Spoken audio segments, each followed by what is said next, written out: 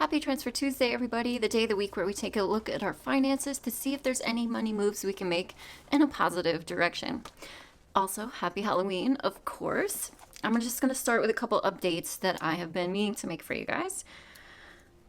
You all know I've been kind of deciding how to handle my finances going forward, and by that I mean really it's just how do I handle student loans going forward. And so as I've mentioned, I have decided I am just going to save up for my student loans on the side, which is no small task considering my balance is $178,209 as of today. That's like my full payoff amount. So now that we've kind of gotten a handle on how the interest is being applied and how payments are being applied on this new save program, which it looks like it's just accumulating daily, and anytime you make a payment, you just have to clear whatever interest is on your loan or your balance right then and there at that time. So as I've mentioned, I did a $20 test payment, I think last week, just to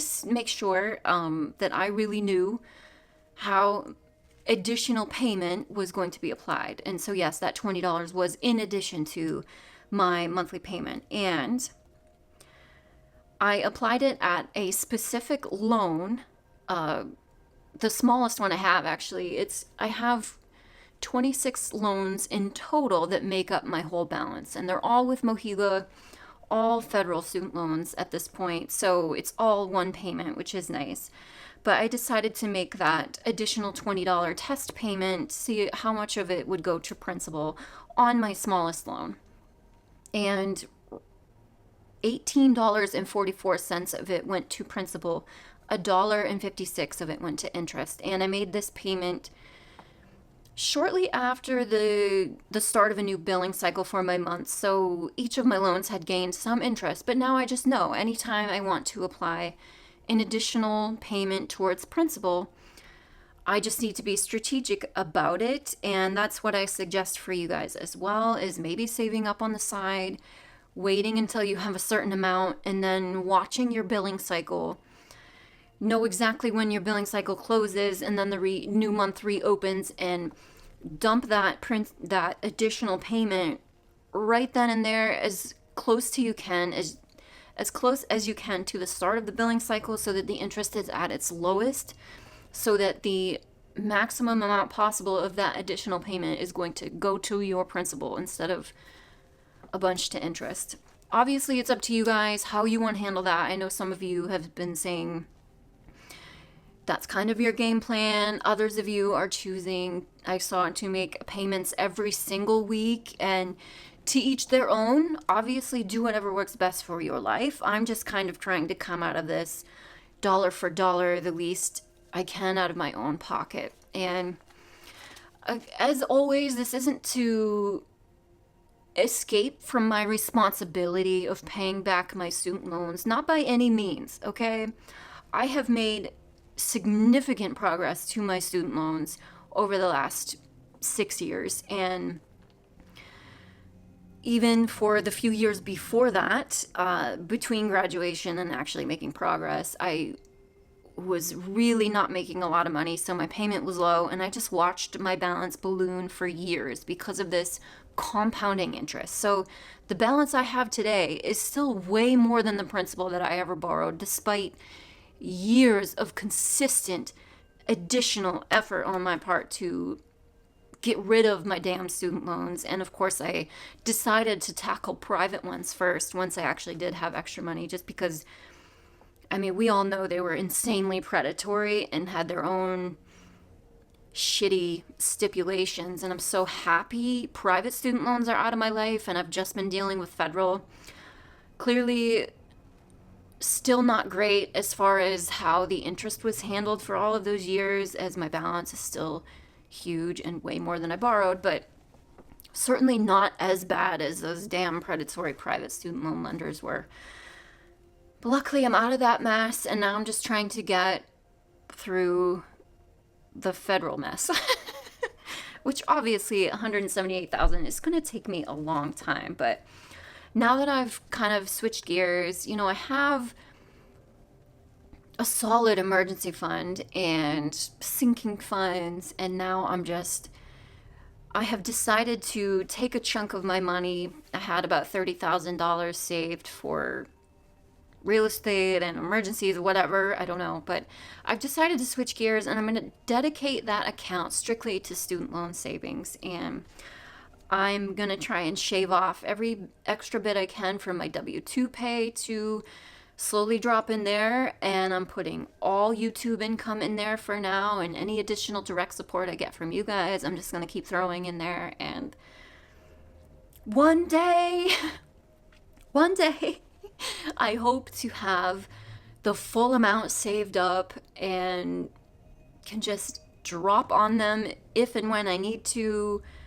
Obviously, it's still going to be a very long road, and factors are going to change. My thoughts and feelings are going to change, but at least as of right now, the most sensible thing I feel like I can do is save up for student loans on the side and just continue making my monthly interest-only payment, since certainly my monthly payment on the SAVE program is much less than the interest that my balance is accruing every month, but at least they're wiping it away at the end of the month, and my balance is never going to go up, but it's obviously never going to go down either unless I actually attack principal. So I don't know when I'm going to want to do that. I also am keeping in the far back of my mind like the 25-year forgiveness and what that's going to look like and how much longer that's going to be. So obviously I'm going to feel a certain way about it right now, but in a decade from now, maybe I'll just, who knows, maybe I'll have the money at that point and I won't want to wait the additional years for forgiveness, and I'll just want them out of my life, and who knows. But either way, by saving on the side, I'm just preparing myself for all options, right? So that's what I'm doing. And again, I know I've already mentioned that, so sorry for the update if you've already heard that, but it's kind of a big deal. It's obviously student loans are a big deal. They've been the overarching Achilles heel to my entire financial adult life. I've been dealing with them since I was 18, so I know some of you can't necessarily relate to my frustration and thoughts and feelings with student loans, but I've been battling them my whole adult life, and to start adulthood so far in debt and trying to climb and claw my way to get a head above water kind of feeling, which for me feels like having an emergency fund. I feel like I have my head above water. But, I mean, they're still there. It's a huge balance. It's insanely more than my annual income. So it's just a shit situation that I'm trying to make the best of. I'm trying to handle the most sensibly. And so, yes, I feel triggered and emotional about them sometimes. And I know not everyone can understand that, but I guess I'm just asking everyone to kind of zoom out a little bit. And to be perfectly honest, I am really speaking towards the boomer generation. I feel like millennials get a lot of flack from them and a lot of, what's wrong with you? Why can't you handle adult life? Flack from them just because they had such, and I'm not shitting on that generation either. You guys just had a very, very different economical landscape. So I feel like sometimes that's kind of forgotten in the big picture when older generations can't quite understand some of the financial hang-ups that millennials deal with. Anyway, that's way more than enough about student loans. Other news. I got an email from my landlord the other day that rent will be increasing starting December 1st, since I am coming up on my 2-year mark in this apartment, which is kind of crazy, but it's been a lovely home for me, and it's only going up by $30. So it's going up from $15.25 a month to $15.55 a month, which is still insanely reasonable for this area, even though I'm still trying to move. It's just not my personal preference of desirable area. This area served me very well while I worked at the plant and whatnot, but now it's time to move on. So my rents will be going up December 1st by a very reasonable amount. But the other thing that happens at the 2-year mark that I kind of forget about in the background, but I got an email, and every month is what I meant. Every month I, of course, check my automated emails because I keep most of my bills on autopilot, so I don't have to worry about them. And internet. I hate cable and internet companies so very, very much because they just own a monopoly on that shit, and they just charge whatever they want. But anyways, coming up on my 2-year mark, I'm coming out of my new customer discount. So my internet is going from $56 a month to $110 a month for the same shitty upload speeds. So I need to make a phone call and beg, borrow, and steal for another introductory rate or something to that effect. If any of you have suggestions for that phone call, I know everyone's dealt with this crap, so I'm more than happy to hear your suggestions if you have any for making that phone call and things I can ask for to negotiate that back down, because $110 a month for internet? Get out of here. Get out of here. Ugh, that's annoying. Now let's get into actual money moves from the last week. So it was a pay week for me. Yay. So from my W-2, I scooted $300 over to savings. Oh, by the way, I am referring to my student loan savings here. And this is, like I mentioned at the beginning, the $30,000-ish I had set aside in an emergency fund in my SoFi account that's earning 4.6% APY, by the way. That account is where I've now just changed the name to student loan savings, and that's where I'm dumping all this extra money. So before I moved that $300 to savings from my W-2, the account was at $30,812.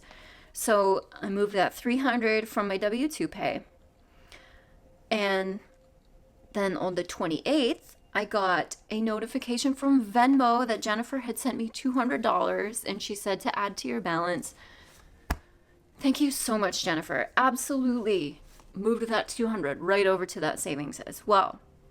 And then last week's Transfer Tuesday, I had mentioned the 2 transfers that Mark had sent me through PayPal, but I never said where they were going. And that's because things were a little up in the air. I wasn't entirely sure. At least I don't think I said where I put that money. I don't think I moved it because I was like, what am I doing with my money? And it was in the midst of the whole shuffle. But it was $65, and so I did move that $65 into that account as well. So $30,812 plus the $65 from last week, the $300 from my W-2 pay, and then $200 from Jennifer brings that account up to $31,377. So pretty solid addition to my student loan savings from this last week. Thank you so much, Jennifer. That is amazing.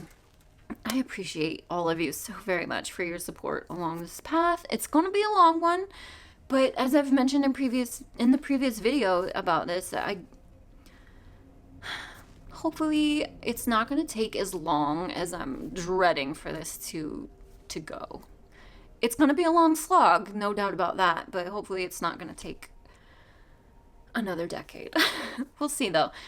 Off to an amazing start. Thank you guys so much for watching. I always appreciate your comments. Let me know down below what money moves you guys made towards your money goals this week. And again, any helpful tips you have for negotiating your internet prices, would love that. Thank you guys so much for watching, and I will see you in my next one. Bye.